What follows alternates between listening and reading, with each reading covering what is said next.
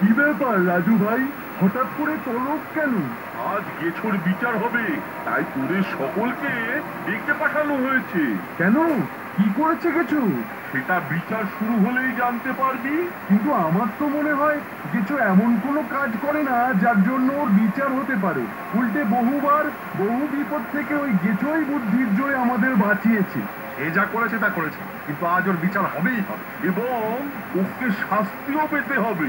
তোদের কথা শুনে মনে হচ্ছে ওর ওপর তোরা খুব রেগে আছিস, তাই মনে হয় রাজুর কাছে নালিশটা তোরাই করেছিস। সবটা শুনলে বুঝতে পারবি কেন নালিশ করেছি।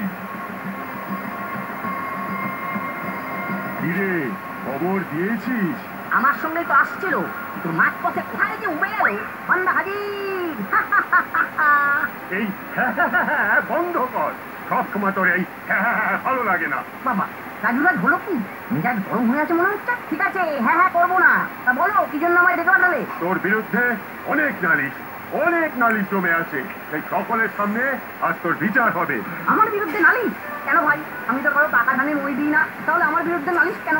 পাকা ধানে মই না দিলেও গাছ থেকে আচমকা কেড়োর ঘাড়ে লাফিয়ে পড়ি, যখন তখন যাকে তাকে ভূতের ভয় দেখাস। সুযোগ পেলেই আমার খাবার চুরি করে খাস। বুঝতে পেরেছি, সকালে ওদের সঙ্গে মস্করা করেছি বলে সকলে একজোট হয়ে নালিশ করেছে। কিরে, শুনলি তো তোর বিরুদ্ধে নালিশ, এবার তোর কি কিছু বলার আছে?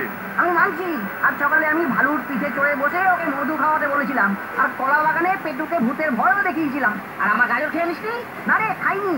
আমি শুধু একটু মস্করা করেছিলাম মাত্র।